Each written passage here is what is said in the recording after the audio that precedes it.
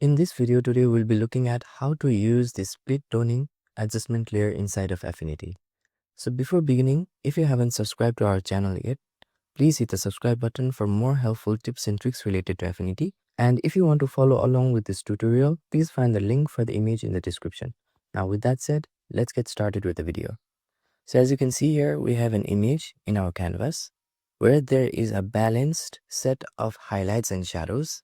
Now, in order to add a split toning adjustment layer, there are two options. First of all, we can access the split toning adjustment layer from this particular icon beneath our layers panel, or we can simply access the adjustment layer by navigating to the top and selecting pixel menu item.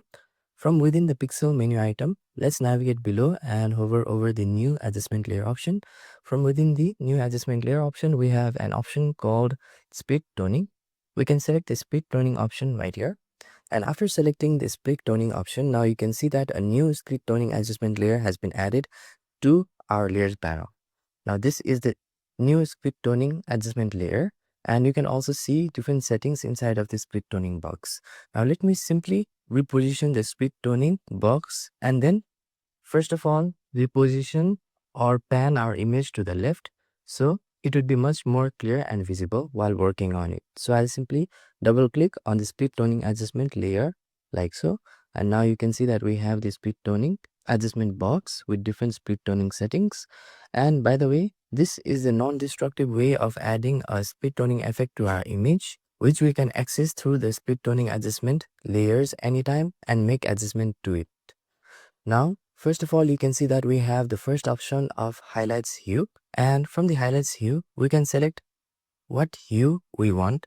However, first of all, let's increase the highlight saturation, because without increasing the highlight saturation, the highlight hue won't be visible in the highlight portion of the image. So we'll simply click and drag the slider of highlight saturation all the way to the right first. And as you can see that on the highlights areas of our image, the red hue are starting to depict itself. And now we'll simply adjust the highlights hue. So let's click on the highlights hue slider and then simply drag like so. And you can also see a small tooltip indicating the colors that we have chosen from the highlights hue slider like so.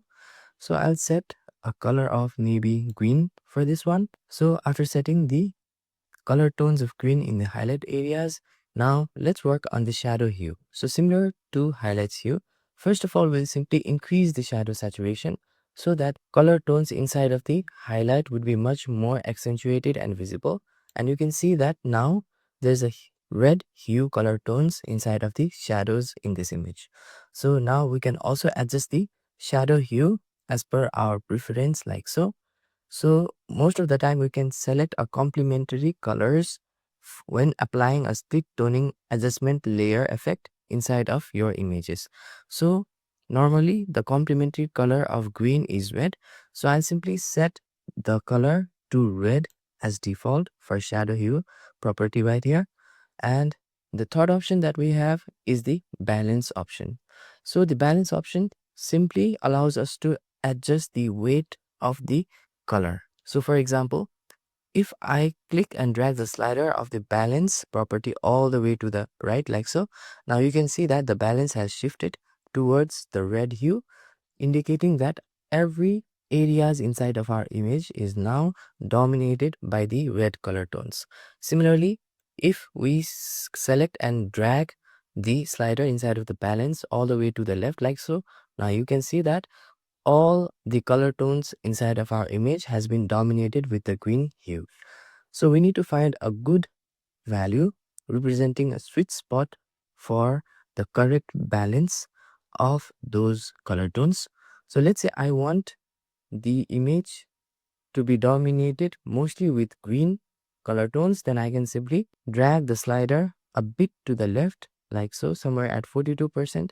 And now you can see that more of the portion inside of this image is now dominated by the green color tones. So in addition to these settings, we also have other settings such as opacity. So let's say, for example, our split toning effect is highly intensified inside of this image. So in that case, what we can do is we can simply adjust the opacity to adjust the intensity of our split toning effect.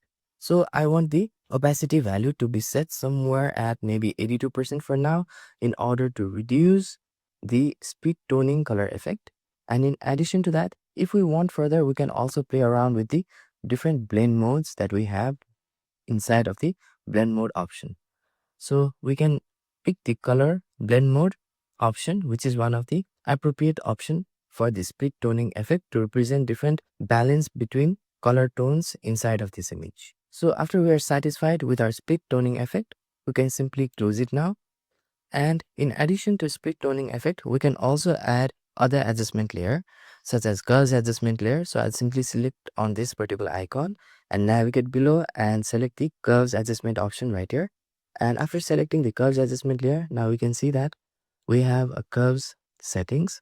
So let's increase the highlights or exposure inside of this particular image since everything is darker. So we can simply click and drag the node that we have added like so in order to add the brightness to the image. Simply, we can also add a bit of contrast to this image by making the darker areas more darker inside of this image. And in order to do that, we can simply add a new node like so and then click and drag a bit towards the bottom like so in order to add a bit contrast inside of the shadow areas. So let me close the curves box now. So this was the before and this is the after adding the curves adjustment layer. So this is how you can use the split toning adjustment layer inside of Affinity in order to apply color tones to your highlights and shadow areas in your image. So let me fit the image to the center view by using the shortcut key of Command plus 0 as I'm using Mac. And if you're using Windows, you can use the shortcut key of Control plus 0 in order to fit the view of the image at the center of the screen like so. So this is how you can use the split toning adjustment layer inside of Affinity. So if you find this video helpful, please click on the like button, and for more helpful tips and tricks related to Affinity, hit the subscribe button. Thank you for watching this video and see you on the next video.